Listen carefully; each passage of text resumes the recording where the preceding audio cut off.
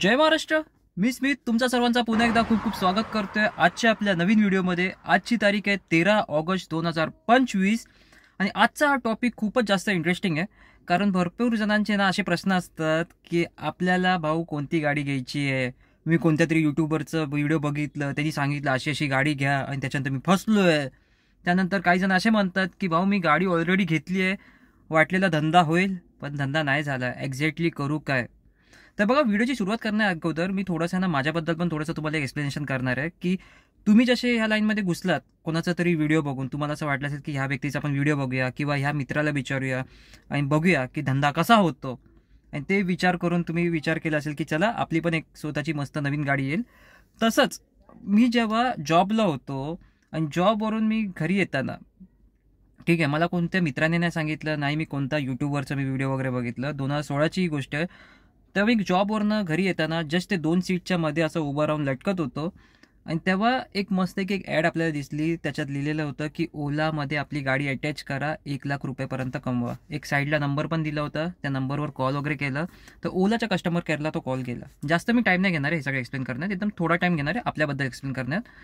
तर जेव्हा मी ओलाच्या त्या कस्टमर केअरला कॉल केलं, समोरून मला 2-3 वेळा नंतर परत एकदा कॉल आले. त्यांनी सांगितलं की बघा असं असं आहे, तुम्हाला गाडी घ्यायची आहे, त्याच्यानंतर आम्ही काहीतरी तो एक लेटर देणार आहे, कम्फर्ट लेटर काहीतरी ते लोक बोलत होते तेव्हा. त्या लेटरला ते जाऊन तुम्हाला शोरूममध्ये दाखवायचं आहे, त्याच्या बेसिसवर ते लोक तुम्हाला गाडी देतील. मॅक्झिमम 1,00,000पर्यंतचं डाऊन पेमेंट, ठीक आहे, आणि मिनिमम 50 वगैरे हजारापर्यंतचं डाऊन पेमेंटवर पण गाडी तुम्हाला भेटेल, हे त्यांनी सांगितलेलं. आता मॅक्झिमम डाऊन पेमेंट कसं असतं ते तुमच्यावर पण असतं, तुम्ही जास्त हवं तर जास्त पण करू शकतात, पण त्यांनी एक स्कीम तेव्हा सांगितलेली.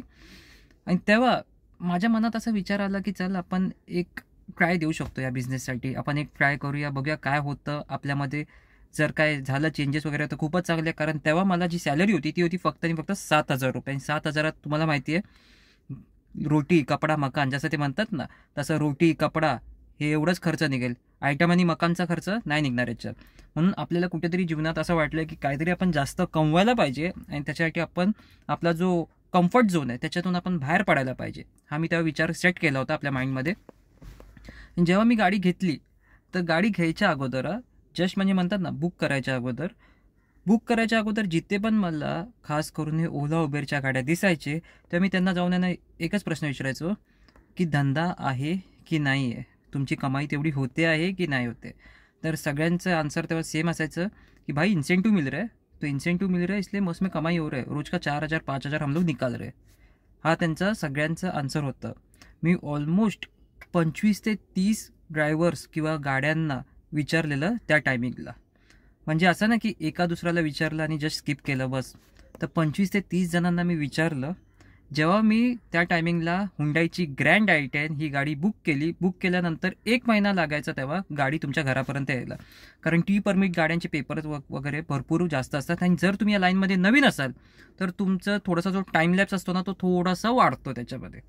तर जेव्हा मी गाडी बुक केली ना तेव्हा मी खास ओलाकडून त्यांची डॅटसन गो गाडी ही 10 दिवसासाठी भाड्याने घेतलेली. ॲक्च्युअलमध्ये घेतली 7 दिवसासाठी भाड्याने, पण त्या गाडीमध्ये थोडंसं काम होतं ज्याच्यामुळे माझं 1-2 दिवस खाडा झाला. त्यासाठी त्यांनी मला 3 दिवस अजून वाढवून दिले, म्हणजे टोटल 10 दिवसासाठी मी त्यांची गाडी रेंटवर घेतली आणि ॲज अ ड्रायव्हर मी त्या गाडीवर काम केलं. आता हे मी का केलं ते सांगतो तुम्हाला. मी असं विचार केलं की बघा आपण 10,000 रुपयेचं आपण एक बुकिंग अमाऊंट आपण भरलं आहे, त्याच्यानंतर आपण एक डाऊन पेमेंट वगैरे पण आपण भरणार आहोत. तर त्या अगोदर आपण एक काम करूया, आपण एक जस्ट एक्सपिरियन्ससाठी एक गाडी घेऊया. पण त्याच्या अगोदर मी एक चुकी केली की मी आपण डाऊन पेमेंट पण भरली होती, म्हणजे थोडक्यात आपण बुकिंग वगैरे काय कॅन्सल करू शकलो नसतो. पण तेव्हा मी एक एक्सपिरियन्स घेतलं. एक्सपिरियन्समध्ये मला एवढं एक आयडिया आली की हा धंदा कसा होतो, कस्टमर्स कुठे भेटतात, किती रुपयेपर्यंत आपली कमाई होऊ शकते, कितीचं गॅस खर्च होतं. आणि मी त्या टायमिंगला घेतली डिझेल गाडी, म्हणून एक छोटंसं मला एक रफ आयडिया जे असतं धंद्याबद्दल ते मला कळालं होतं. आजची ही जी पिढी आहे ती काय चूक करते ती मी आता इथे सांगणार आहे. ते काय करतात माहिती आहे, बिल्डिंगमध्ये एखाद्याने गाडी घेतली, बघितली बिल्डिंग खाली एकाची वॅगनर उभी आहे टी परमिट, एकाची ऑरा उभी आहे, एकाची अर्टिगा उभी आहे, डायरेक्ट बघतात, विचारतात भाई धंदा वगैरे कसं आहे. तो पण भाई एकदम फुल एकदम याच्यात असतो, म्हणजे बोलतात ना घोड्यावर बसलेला असतो.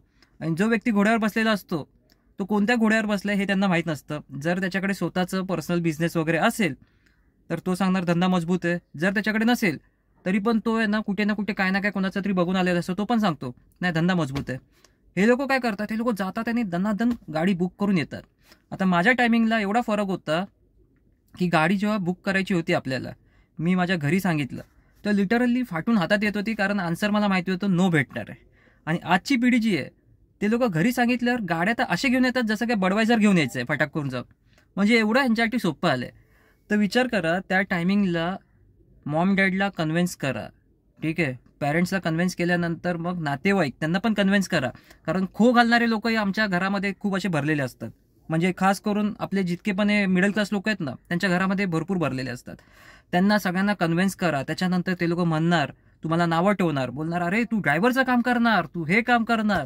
या सगळ्या गोष्टीपासून आपण बाहेर येऊन कुठेतरी आपली गाडी नंतर बुक करतो. आणि आजचा जो जनरेशन आहे ते लोक तर असे एकदम झटपट बुक करून आणतात. आणि खास करून टी परमिट गाड्यांचं मी बोलतोय, टी परमिट गाड्या. म्हणजे त्या टायमिंगला बाईक घेणं पण सोपं नव्हतं, पण या टायमिंगला 4 व्हीलरमध्ये ऑरा, वॅगनर, डिझायर हे सगळं असंच म्हणजे गेलं, भरलं, डाऊन पेमेंट आणि आणलं घरी, तेवढाच फरक आहे. हे लोक डिरेक्टली घेऊन येतात. आता बघा, तुम्ही लोक जेव्हा गाड्या वगैरे घेतायत, तुम्ही एखाद्याचा व्हिडिओ बघतायत यूट्यूबवरती किंवा तुम्ही मित्राला विचारतायत आणि तो सांगतोय गाड्या घ्या, त्याचा काय धंदा आहे तो बघा अगोदर. जर त्याच्याकडे स्वतःचे पर्सनल बुकिंग असतील मग त्यांनी त्याचा धंदा सेट केला आहे. जर एखाद्या वेळी तुम्ही एखाद्या यूट्यूबरला बघतायत, त्याचा व्हिडिओ बघतायत आणि तो व्हिडिओमध्ये सांगतोय की भाई आप लोग गाडी ले लो, मस्त धंदा आहे, तेव्हा हे नोटीस करा की तो व्यक्ती स्वतःच्या गाडीमध्ये धंदा करतोय की दुसऱ्याची गाडी चालवतोय. जर तो दुसऱ्याची गाडी चालवतोय मग त्यांनी आजपर्यंत स्वतःची गाडी का नाही घेतली, हा प्रश्न तुम्ही त्याला नको विचारा, हा प्रश्न तुम्ही स्वतःला विचारा. बघा, थोडासा ना मार्केटमध्ये स्मार्ट बना. जेव्हा तुम्हाला एखादा व्यक्ती सांगतोय की आज आपण इतना धंदा की आहे, 5,000 रुपयाचा धंदा केला आहे, 7,000चा केला आहे, तर बघा त्यांनी त्याचं एक्सप्लेन केलं, जे काय होतं ते त्यांनी त्याचं पूर्ण दिवसभराचं सांगितलं. पण महिन्याचे 30 दिवस किंवा 31 दिवस हे सेम नसतात. कधी धंदा जास्त होतो, कधी कमी होतो. मग खास करून हे असे युट्यूबर हे लोक काय करतात, हे लोक सांगतात माझा रक्षाबंधनला एवढा धंदा आला, माझं होळीच्या दिवशी एवढा धंदा आला, पण बाकीच्या दिवसाचं काय. मग हे लोक असं का करतात, कारण त्यांना एक कंटेंट दाखवायचा असतो, त्याला कुठून तरी पैसा भेटणार असतो हा यूट्यूब वगैरे कडून. त्यासाठी हे लोक असे व्हिडिओ बनवतात, हे लोक असे व्हिडिओ टाकतात. आता ह्याच्यात फसायचं जे आहे, तुम्ही लोक फसलात असं तुम्हाला वाटतंय, तर तुम्ही लोक जर ह्या गोष्टीमध्ये फसलात तर तुम्ही लोक धंद्यामध्ये काय नाही करू शकत. क्लिअर सांगतो, राग आला तरी चालेल, पण जे आहे फॅक्ट ते फॅक्ट आहे. जर तुम्हाला एखादा व्यक्ती फसवतोय आणि तो सांगतोय की या इकडे इकडे असं असं या गाडी घ्या, किंवा तो सांगतोय की मी एवढ्या एवढ्याचा धंदा केला, नाहीतर सांगत असेल की हा धंदा मजबूत आहे वगैरे असं तसं, पण त्याच्या एक्झॅक्टली काय बॅकग्राऊंड आहे ना धंद्याच्या मागे, हे तुम्ही बघायचं ट्राय करा. बरेच वेळी लोक चुकीच्या यूट्यूबरला फॉलो करतात, चुकीच्या व्यक्तीला फॉलो करतात, मग तो मित्र असू दे किंवा एखादा यूट्यूबर असू दे, आणि त्यासाठी त्याचं पूर्ण म्हणजे म्हणतात ना, तो नुकसानाचा जो टाईम असतो ना, तो पूर्ण टायमिंग तो त्याचा ना, ते घड्याळाचे काटे आहेत ना त्याचे चेंज होतात. एक सिम्पल सांगतो तुम्हाला, बघा, आज जेव्हा तुम्ही एखाद्याला फॉलो करतायत आणि तुम्ही बघतायत की हा त्यांनी सांगितलं एवढा एवढा धंदा होतोय, किंवा एखादा मित्र तुम्हाला सांगतोय, तर जसं मी तुम्हाला मगाशी सांगितलं होतं की एखाद्या मित्राचं तुमचं पर्सनल बुकिंग वगैरे असतील किंवा पर्सनल क्लायंट्स असतील, same as it is location वगैरे सगळं काय मॅटर करतं. हा जो बिझनेस आहे खास करून ओला उबेरचा, हा प्रॉपर जर तुम्ही मुंबईमध्ये राहत असाल, आणि त्याच्यात मी तुम्हाला बाउंड्रीज पण सांगतो, म्हणजे बोरिवलीच्या बाहेर नाही किंवा ठाण्याच्या बाहेर नाही, त्याचबरोबर वाशी, पनवेल, ऐरोली हा एवढा जो एरिया आहे प्रभादेवीपर्यंत, ह्या एरियाच्या जर आतमध्ये राहत असाल तर तुम्हाला बिझनेस आहे. जर ह्या बिझनेससाठी तुम्ही ह्या एरियाच्या बाहेर राहत असाल तर तुम्हाला बिझनेस भेटणार नाही. तुम्हाला खास आणि बोलतात ना पर्सनल बुकिंगकडे एवढं लक्ष द्यायला लागणार की तुम्ही विचार पण नाही करू शकत. तेवढं तुम्हाला तुमचे पर्सनल कॉन्टॅक्ट्स वगैरे सगळं काही तुम्हाला बनवायला लागणार. मग लोक काय म्हणतात, आपण या लाईनमध्ये आलो, कोणीतरी फसवलं. आता त्यांच्यासाठी खास करून मी सांगणार आहे, बघ बाबा, या लाईनमध्ये असे कितीतरी जण आहेत जे लोक फसलेत. ठीक आहे, आयुष्यात आपण फसतो, आयटम पण फसवून जाते. त्याचा अर्थ हे नाही ना की दुसरी पटवायचा सोडतो, दुसरी पण आपण पटवतो, तिसरी, चौथी वगैरे पुढेपर्यंत आपण जातो. सेम तसंच आहे. आज गाडी घेतली असेल ना, कोणती पण गाडी असेल तुमच्याकडे, वॅगनर, ऑरा, डिझायर, अर्टिगा, जे काही गाडी घेतली असेल ना, मी एवढंच म्हणणार की जेवढं जमेल तेवढं आपलं डोक्याचा चांगला वापर करा, तेवढी मेहनत घ्या. या लाईनमध्ये सक्सेस आहे, हे क्लिअरली सांगतो. मी आजपर्यंत कोणाला हे नाही सांगितलं की तुम्ही या लाईनमध्ये आणि गाडी विकत घ्या. मी एवढंच सांगतो सगळ्यांना की बघा, रिस्क आहे. बिझनेस कोणता पण करा, रस्त्यावर केळी पण विकाल ना तर रिस्क आहे. पण ज्या दिवशी तुम्हाला रिस्क यांना घ्यायला तुमची ताकद झाली, ठीक आहे, त्या दिवशी तुम्ही सरस निघालात पुढे. कारण बघा, तुम्ही एक स्टार्टिंगचा जो पाऊल असतो ना रिस्कचा, तो तुम्ही उचललाय डाऊन पेमेंट करून. डाऊन पेमेंट करायला आज पण बरेच जणांची फाटून हातात येते, ते तुम्ही केलंय. फक्त आता तुमची कुठे फाटते, EMI भरण्यात. 4 वर्षाचा EMI, 5 वर्षाचा EMI, ह्याच्यात तुमची फाटून येते. पण हाच जो रिस्क आहे ना, तो तुम्ही घेतला तर लिटरली तुम्हाला आहे ना स्टार्टिंगला जरा त्रास होईल, पण नंतर आहे ना तुम्हाला मजा वाटेल. त्यासाठी काय करायचं आहे, धंदा आहे ना आपल्याला पूर्ण डोकं लावून करायचं आहे, पूर्ण मेहनत घेऊन करायचं आहे. बरेच जणांना जमत नसेल, नाही जमणार तर बघा 6 महिने लागेल कुठे ना कुठे शिकायला. काही काही जणांना 8 महिने पण लागतील, 9 महिने पण जातील. पण ज्या दिवशी तुम्हाला हा धंदा समजला ना, त्या दिवशी एकदम म्हणजे बोलतात ना निकल पडी, तसं आयटम आहे. तर जितके पण जण आहेत त्यांना असं वाटतंय की मी गाडी घेऊन फसलो आणि मी विकणार आहे, एवढंच सांगणार, जर तुम्ही हारलात, समजा उद्या तुम्ही गाडी विकली तर तुम्हाला एक्सपिरियन्स भेटला. पण जर तुम्ही जिंकलात तर तुम्ही पुढे निघालात. आणि बघा लाईफमध्ये ना हे असे फसवी करणारे वगैरे हे तुम्हाला प्रत्येक वेळी भेटत राहणार. ज्या दिवशी तुम्ही धंदा पूर्ण 101% शिकलात ना, तर तुम्हाला एखादा कस्टमर पण फसवणारा भेटेल, बोलेल की मेरे को इधर जाने उधर जाने, नंतर तो पळाला तिकडून, काय करणार मग? अशा पण गोष्टी होत राहणार. म्हणून तुम्हाला लाईफमध्ये एवढं स्मार्ट बनणं गरजेचं आहे की तुम्हाला एखादा कस्टमर बसला गाडीमध्ये तरी तुम्हाला कळायला पाहिजे की तो चोर आहे, की तो चीट करणार आहे, की आपला लॉयल कस्टमर आहे, की कसा कस्टमर आहे हे समजायला पाहिजे. आणि राहिली गोष्ट आहे बाकीचे युट्यूबर्सची वगैरे, बघा ते लोक त्यांचं काम करतात, त्यांना कुठून ना कुठून पैसा भेटतोय, ते लोक तसे व्हिडिओज बनवत आहेत, त्यांना यूट्यूबकडून पण पैसा भेटतोय, त्यांना कंटेंट्स दाखवायचं आहे.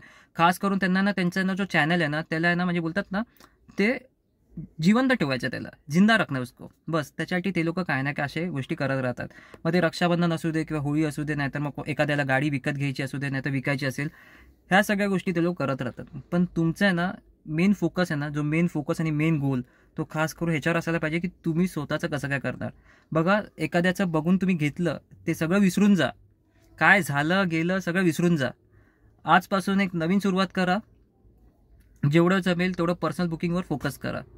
कारण बघा बरेच जण हे विचारतात की दादा कोणती गाडी घेऊ, हे घेऊ ते घेऊ. आणि खास करून मी इतक्या जणांची मदत केली आहे ना, मी तुम्हाला सांगू नाही शकत, एवढ्या जणांची ना मी मदत केली आहे. पण तेवढ्या जणांची मदत करून पण जसे तुम्ही म्हणतात ना आपल्याला एखाद्याने फसवलं, ठीक आहे, तसं आपलं पण आहे ना कुठेतरी ना एक मन असतं, आपल्याला असं वाटतं की हां बाबा ह्याची आपण मदत केली तर कुठेतरी आहे ना आपल्याला असं वाटायला पाहिजे की हां आपण एका प्रॉपर माणसाची मदत केली. पण तुम्हाला माहिती आहे काही जणांची मी मदत केली तर ते लोक आहे ना सर्टेन टाईम नंतर ते विसरून जातात. एक सिम्पल एक एक्झाम्पल बोलणार आहे एकाच व्यक्तीबद्दल, म्हणजे असे भरपूर व्यक्ती आहेत.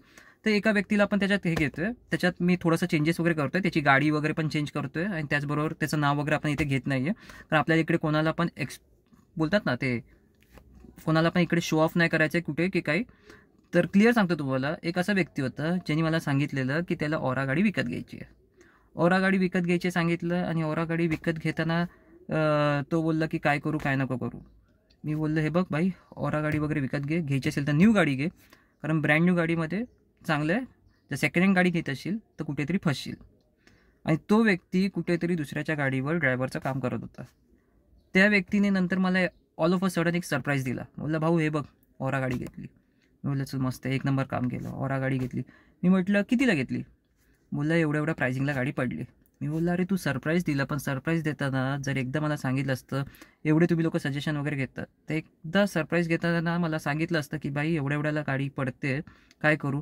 तू डिरेक्टली बुक पण नाही, डिरेक्टली गाडी विकत घेऊन डिलिव्हरीच्या नंतर एक फोटो पाठवतोय.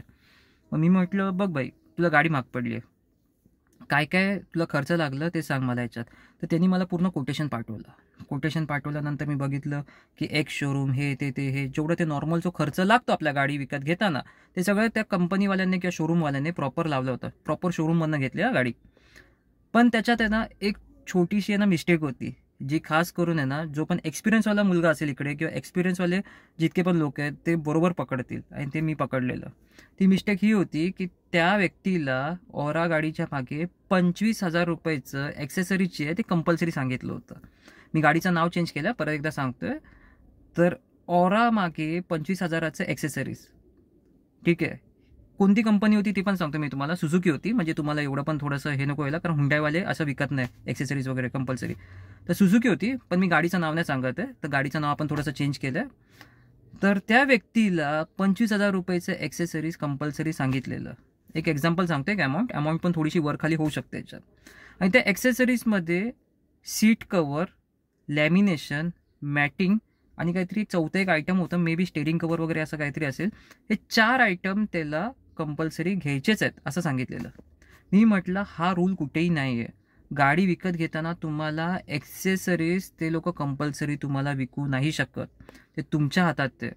मग त्यांनी सांगितलं नाही नाही नाही, कंपनीवाल्यांनी असं सांगितलं. मी बोललं एक काम कर, तुला कंपनीमधनं कॉल येईल, ठीक आहे, म्हणजे शोरूममधनं एक कॉल येईल. तर जेव्हा कॉल येईल ना, ते लोक सांगतील की तुमचा डिलिव्हरी एक्सपिरियन्स कसा होता. रेटिंग आहे ना फक्त 5 स्टार दे 10 पैकी. त्यांनी तेच केलं.